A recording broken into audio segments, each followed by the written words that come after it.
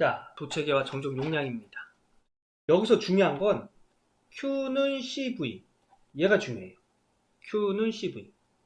자, 정적 용량 요 C죠? C는 V가 넘어가서 V분의 Q가 됩니다. 그리고 V는 C가 넘어가서 C분의 Q가 되겠죠. 근데 우리 전이 4파이 입실론 제로 R분의 Q라고 배웠죠. 그래서 이 Q 똑같죠? 그러면 정적 용량도 4파이 입실은 제로 R이 돼야 된다는 얘기예요. 그래서 정적 용량은 4파이 입실은 제로 R이 되겠습니다. 자, 문제. 진공 중에 있는 반지름이 A메타인 구도체 정적 용량. 구도체 반지름이 A메타인 정적 용량. 네. 우선 반지름이 A메타 이 점에서의 전이 4파이 입실온 A분의 Q가 되겠죠. 네, 그리고 V는 C분의 Q라고 했습니다. 이때 정적 용량 C는 4파이 입실온 A가 되는 거예요. 그래서 답은 4번이 되는 거죠. 자, 그리고 이때 전이, 제가 좀 전에 말씀드렸죠. 이렇게 나온다는 거. 그리고 전이 개수라는 게 있는데 이것도 좀 설명을 드리려면 굉장히 좀 시간이 많이 필요해요. 전이 개수에서 중요한 거는 요것만 좀 말씀을 드리겠습니다. 자, 용량 Q11, Q22 얘를 용량 개수라고 하고 Q12, Q21 얘네들을 유도 개수라고 한다는 거. 그리고 시험 문제에서는 뭐 잘 나오는 문제가 아니니까 요거 그냥 요렇게만 암기해 두시고요. 요거 하나 또 제가 말씀을 드릴게요. 전이계수 P11이 P21과 같다. 이런 내용이 나오면 얘가 1번 도체고 얘가 2번 도체. 이 1번 도체 안에 2번 도체를 포함한다. 이런 내용입니다. 이게 기본적인 내용이 설명이 돼야 되는데 P22는 P12다. 이렇게 나오면 2번 도체 안에 1번 도체를 포함한다. 이렇게 알아두시면 되겠습니다. 이것도 시험에 가끔 가다 글로 나오는 문제로 나올 수 있으니까 여러분 이 내용 좀 알아두시고요. 동심 구도체에서의 전이차 정적 용량 요 공식 중요하니까 요거 암기해 두시길 바라겠습니다. 동심 구도체는 중심이 같은 도체가 이렇게 있을 때 동심 구도체라고 하고요. 정적 용량 구하는 공식은 이렇게 되겠습니다. 전이차에는 그렇게 문제가 잘 나오지 않아요. 정적 용량 동심 구도체에서는 이 정적 용량이 중요하기 때문에 이거 꼭 암기해 두시고요. 이 문제는 이 공식 가지고 해결할 수 있는 문제가 되겠습니다. 이 공식에다가 이 입실온 제로에다가 8.85 곱하기 10의 마이너스 12승 넣어주시고요. B에다가 9cm 9cm면 9 곱하기 10의 마이너스 2승 메타가 되겠죠. 그리고 요 A에다가 3cm면 3 곱하기 10의 마이너스 2승 메타가 되겠습니다. 그래서 요거 이렇게 적용을 해 주셔가지고 그냥 계산기 눌러서 답 찾아내면 됩니다. 그렇게 찾으시면 되고요. 요거 직접 해보셔야 돼요. 요 진공 중에 요거 정적 용량 굉장히 그 기본적인 문제이기 때문에 요거는 문제를 푸셔야 됩니다. 그리고 제가 영상에서도 계속 말씀드렸는데 이런 공식을 외울 때 제일 좋은 방법이 문제를 풀어가면서 암기하는 방법이 제일 좋아요. 제일 오래 기억에 남습니다. 자, 동심 원통 도체. 그림에 그려진 것처럼 이렇게 원통으로 된 이런 도체를 동심 원통 도체라고 하는데 여기서도 암기해야 될 건 이 정적 용량. 얘가 그냥 답으로 나오는 경우가 많아요. 그래서 이 정적 용량, 동심 원통 도체에서 정적 용량 구하는 공식 얘는 꼭 암기를 해 두시고요. 이런 식으로 이렇게 나와요. 근데 이게 문제가 좀 풀이가 잘못됐는데 답은 3번인데 4번하고 똑같죠? 예, 요거 그냥 뭐 틀리게 4로 이렇게 수정해 주시기 바라겠습니다. 예, 답은 3번이에요. 그냥 이 공식을 찾아라. 이런 문제 자주 나오니까 요거 꼭 암기해 두셔야 됩니다. 동축 원통 도체예요. 원통 도체. 자, 그 다음에 평행한 두 원통. 즉, 이거는 뭐 얘기하냐면 전선 두 개가 이렇게 평행하게 갔을 때 여기에 존재하는 정정 용량을 구해라. 뭐 이겁니다. 예. 그래서 이때 공식은 원래는 이 공식인데 전선이잖아요. 그죠? 전선이 굉장히 얇은데 전선 두 개 떨어진 이 거리는 굉장히 깁니다. 그래서 이 전선의 반지름에 비해 언제 어디서나 이 떨어진 거리가 훨씬 커요. 그래서 그러니까 이런 거예요. 떨어진 거리가 1m, 예, 1000cm면 이 반지름은 뭐 1cm 정도, 1cm 뭐 0.5cm라고 합시다. 0.5cm 정도. 이렇게 될 거예요. 그래서 1000cm에다가 0.5cm를 뺀 9999.5cm나 1000cm나 뭐 그렇게 별반 차이가 없잖아요. 그죠? 이게 뭐 제가 간단하게 얘기해서 1m라고 말씀을 드렸지만 뭐 멀리 떨어져 있는 건 뭐 정정 용량 계산할 때 굉장히 멀리 떨어져 있는 특히 아니 뭐 멀리 떨어져 있으면 이 전선의 반지름은 무시해도 된다는 얘기입니다.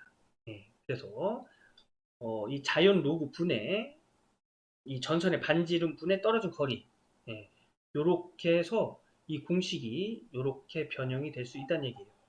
근데 이 공식을 더 많이 쓴다는 거 요거 암기해 두시길 바라겠습니다. 이거는 평행한 두 원통 도체 사이에서의 정정 용량을 구하는 공식입니다. 이 문제도 이 공식에다가 그냥 문제에서 준 단서만 대입하면은 답을 찾을 수 있습니다. 한번 풀어 보시고요. 그리고 요런 자연 로그 있잖아요. 자연 로그. 이런 거 어떻게 풀지? 이런 거 고민하시는 분 계신데요. 공학용 계산기에 있어요. 그냥 공학용 계산기에 이렇게 차례대로만 이렇게 넣어주시면 됩니다. 계산은 공학용 계산기가 해주는 거예요. D메타 간격으로 놓여진 두 평행판의 대전체. 이거 의미하는 거죠. 요렇게 D메타 떨어진 두 평행판의 대전체 정적 용량 구하는 공식. 이거 엄청 중요한 공식이죠. 네.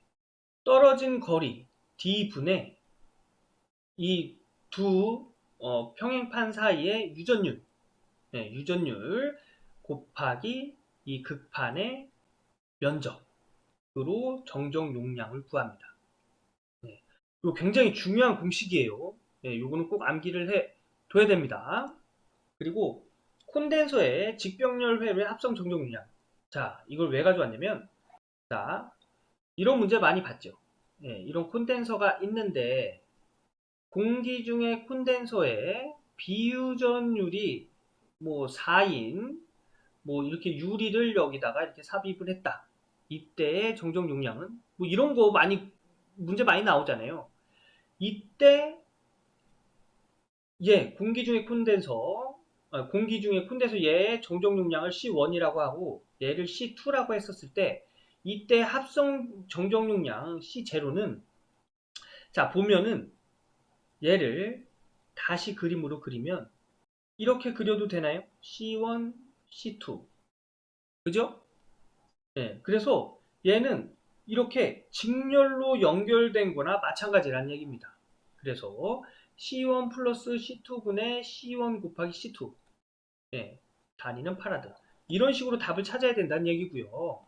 이 정정 용량 여기 콘덴서가 이렇게 있을 때 유전율이 다른 어떤 유전체를 이렇게 삽입했을 때 자, 이때는 이렇게 그려도 되죠.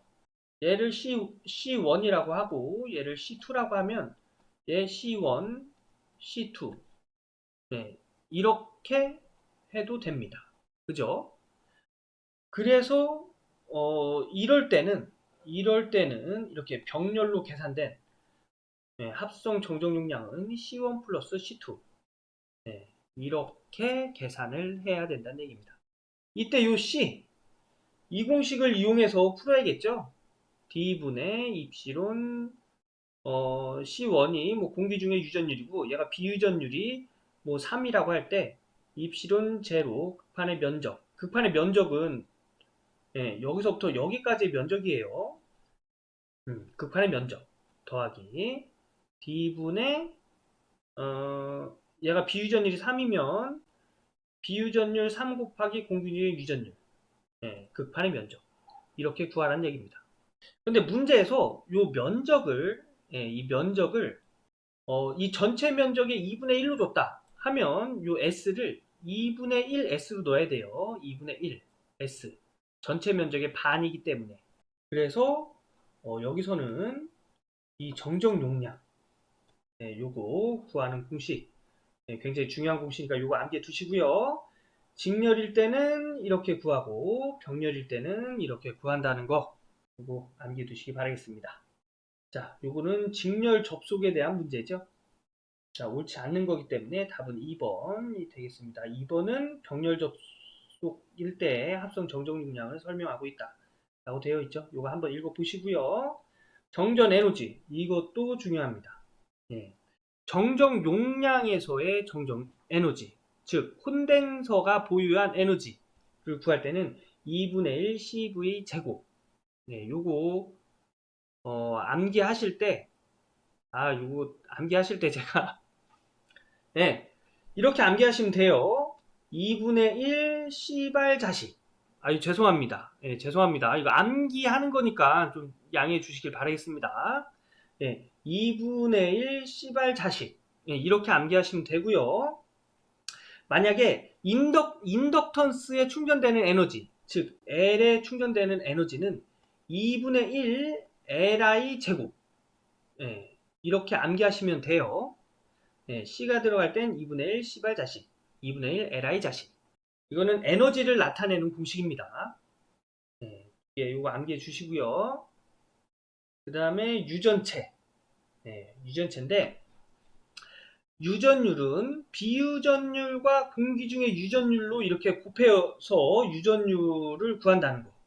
근데 공기 중의 유전율일 때는 우리 그냥 입시론 제로로 표시하죠. 그러니까 공기 중일 때, 진공 중일 때는 요 비유전율이 1이 된다는 얘기입니다. 0이 되는 거 아니에요. 1이 된다는 얘기예요. 그리고 유리의 비유전율이 4다. 이런 얘기 나오잖아요. 이게 무슨 뜻이냐면 유리의 유전율은 공기 중의 유전율의 4배다. 이런 얘기입니다. 이런 얘기예요.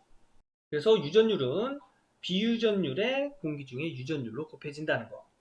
그리고 분극의 종류는 그냥 이런 종류가 있다. 이렇게 알아두시면 되고요. 또 중요한 공식 하나 나왔습니다. 분극의 세기. 굉장히 중요한 공식이죠. 요거 공식 여기까지 꼭 암기를 해 두시고요. 여기서 또 이 공식에서 또 암기해야 될 게 얘가 분극율이라는 거. 분극률 x로 나타내죠. 분극률은 공기 중의 유전율 가로 비유전율 마이너스 1. 중요한 내용이니까 얘도 암기해 주시고요. 여기서 또 중요한 공식 하나가 나오죠. 이거는 꼭 알고 계셔야 돼요. 전속 밀도는 유전율 곱하기 전개의 세기로 나타내어진다는 거. 그리고 전개의 세기는 얘가 이렇게 넘어가서 유전율 분의 전속 밀도로 나타내어진다는 거. 굉장히 중요한 공식입니다. 왜 중요하냐면 분극의 세기 P는 비유전율 곱하기 공기 중의 유전율 곱하기 비유전율 마이너스 1의 전개의 세기죠. 얘랑 이렇게 곱하면 공기 중의 유전율, 비유전율, 전개의 세기 그죠?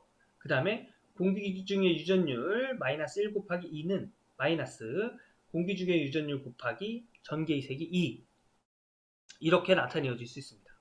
공기 중에 유전율 곱하기 비유전율은 그냥 유전율로 나타내어질 수 있죠. 네. 유전율 곱하기 2는 전개의 세기는 유전율 곱하기 전개의 세기는 전속 밀도입니다. D 유전율 곱하기 2. 이런 식으로도 이렇게 나타내어질 수 있고요. 2가 유전율 곱하기 D잖아요. 그죠? 그래서 이 공식은 D 공기 중에 유전율 곱하기 전속밀도 D 이렇게 나타내어질 수 있고요. 얘를 다시 정리하면 D는 공기 중에 유전율 곱하기 비유전율 S라고 했나요? 네, S 분의 D. 그래서 이렇게 약분되면 전속밀도 D는 전속밀도 D가 아니죠. 네. 여기 분극의 색이 P는 전속밀도 D 마이너스 비유전율 분의 D가 됩니다. 그죠? 예. 얘를 이렇게 정리한 거예요. 그래서 이걸 또 정리하면 D로 묶을 수 있어요. 그래서 1 마이너스 비유전율 분의 1로 이렇게 나타내어질 수 있습니다. 그리고 또 얘를 전개의 세기로도 변형이 가능해요. 이런 문제가 굉장히 많아요. 예. 그래서 D를 유전율 곱하기 전개의 세기로 나타낼 수 있고 전개의 세기를 유전율 곱하기 D로 나타낼 수 있다는 거. 요거 중요한 공식이니까 꼭 암기해 두시고요. 예, 이것도 중요한 내용이니까 여기까지만 이렇게 암기해 두시면 됩니다. 예. 제가 좀 전에 이제 풀어드린 문제가 이런 문제예요. 굉장히 자주 나오니까 요거 꼭 한번 풀어보시고요. 답은 2번입니다. 자, 전속 밀도의 경계 조건. 자, 경계 조건은 뭐냐면 우선 이런 내용이에요. 서로 다른 두 유전체의 전속 밀도 경계 조건 이렇게 하는 게 이제 더 맞는 내용인데 서로 다른 유전체가 있습니다. 뭐 여긴 공기라고 하고요. 여기 공기라고 하고 여기는 뭐 아까 전에 말씀드린 유리라고 할게요. 이때 공기 유리라고 할게요. 이때 전개의 세기가 이렇게 입사하면 이쪽 방향으로 전개가 이렇게 입사하면 즉 전기력 선이 이렇게 입사한 거라고 봐도 됩니다. 입사하면 이렇게 굴절된다는 얘기예요. 전기력 선이 이렇게 굴절된다고 보시면 됩니다. 이때 이렇게 방향을 갖는다는 건 벡터겠죠. 우리 처음에 벡터 배웠잖아요. 그죠? 벡터는 여기서부터 이렇게 들어가니까 이쪽으로 가는 애 더하기 이쪽으로 가는 애 이렇게 나타내어질 수 있죠. 우리 처음 제가 이거 설명할 때 이렇게 말씀드렸잖아요. 그죠? 그래서 이 성분도 전개가 이렇게 되는 전개로 나타낼 수 있습니다. 얘도 역시 이렇게 가는 전개로 나타낼 수 있어요. 그리고 전개가 이쪽 방향이면 전속 밀도도 이쪽 방향이에요. 그래서 이 방향이 전속 밀도의 방향이라고 보셔도 되겠습니다. 그래서 이때 두 유전체의 경계면에 유출입하는 전속 밀도의 수직 성분 이 경계면에 유출하는 수직 성분은 이 성분을 얘기하겠죠. 이 성분. 그래서 두 개의 성분의 크기는 같다. 이게 조건입니다. 그래서 이 성분과 이 성분의 크기가 같고요. 이거는 전속 밀도 D. 그리고 전개의 세기 E는 접선 방향. 이 방향의 크기가 같다. 이런 내용입니다. 요 세타를 의미합니다. 요 세타. 얘도 이 세타를 의미하고요. 그리고 또 이 공식 이것도 중요한 공식이니까 요거 3개 꼭 암기를 해 두시고요. 이거를 간단하게 설명을 드리면 이게 이해하기 좀 어렵다 하시면 제가 문제에서도 좀 자세히 설명드린 부분인데 이게 좀 이해하기 어렵다 하시면 이것만 암기해 주세요. 법선 방향은 전속 밀도가 여기에서의 전속 밀도와 여기에서의 전속 밀도가 같고요. 접선. 여기서의 법선은 수직 성분을 얘기하는 거예요. 그 경계선에 수직되는 선. 네, 그게 법선입니다. 접선. 이 경계면에 수평되는 선. 접선은 전개의 세기가 같다. 그러니까 이쪽에서의 전개의 세기와 이쪽에서의 전개의 세기가 같다는 얘기입니다. 그 크기가 같다는 얘기예요. 이것만 암기해 두셔도 답을 해결할 수 있는 문제가 좀 있어요. 그리고 이 내용은 꼭 암기를 해 두셔야겠죠. 요거. 요 공식은 꼭 암기를 해 둬야 됩니다. 이 공식이 답이 되는 문제가 굉장히 많아요. 이 문제도 이 공식이 답이 되는 문제예요. 그죠? 그런데 이 탄젠트 부분을 좀 다르게 해놨죠. 자, 여기 보면은 탄젠트 세타 2분의 탄젠트 1이에요. 탄젠트 세타 2를 이쪽으로 이렇게 옮겨 볼게요. 그러면 입시론 2의 탄젠트 세타 2 분의 탄젠트 세타 1이 되겠죠. 입시론 1. 얘를 또 이렇게 옮겨 볼까요?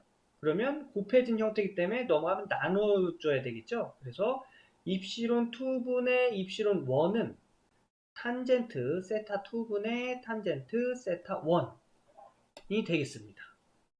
그래서 이거의 답은 3번이 되겠습니다. 이 위에 있는 공식하고 똑같죠? 요 공식 찾는 문제예요. 요거 공식 꼭 암기해 두시길 바라겠습니다.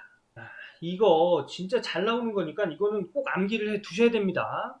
매 회마다 시험 때 매 회마다 한 문제씩은 꼭 나온다고 보시면 돼요.